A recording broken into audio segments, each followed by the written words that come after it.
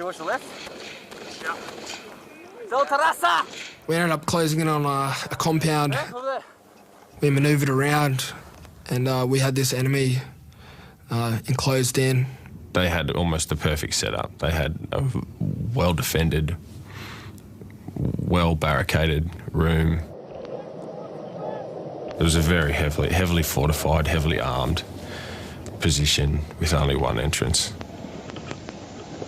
Cameron had three options available to him that day. He could have called in an airstrike, but there were too many women and children in the area.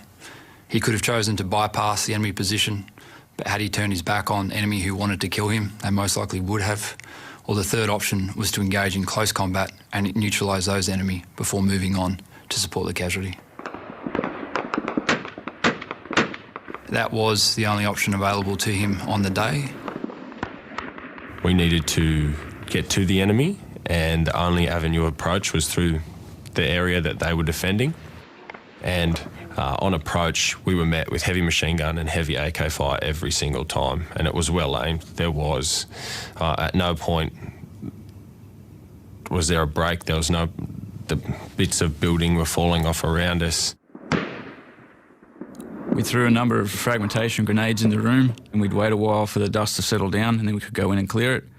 However, just as the dust began to settle, more enemy machine gun fire would come out of this room. We couldn't really believe that there was still enemy fire coming out after the fire and the grenades that we'd put in there. Cam, he would have absolutely known how dire the situation was. We had Cam's team engaged in fierce fighting with a large number of enemy, only metres apart from each other, exchanging machine gun fire and grenades. That team was also running low on ammunition, having been fighting all morning. Further, we had enemy reinforcements coming from the north. Cam intuitively knew that decisive action was required. As the team commander, as a leader on the ground, he would decide to expose himself to that and to deal with that threat before asking his soldiers to do it. He knew exactly what he was doing. I saw Cam charging the door, just charged it, weapon up in his shoulder. I knew Cam was on his own, and I followed up behind Cameron.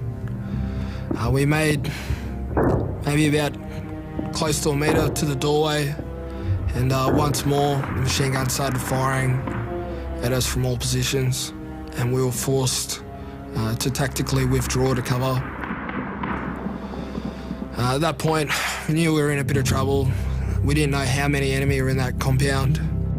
For a second time, bravely, Cam just charged the door again, weapon up, firing into the room. Cam had a stoppage on his M4, and I covered his move back.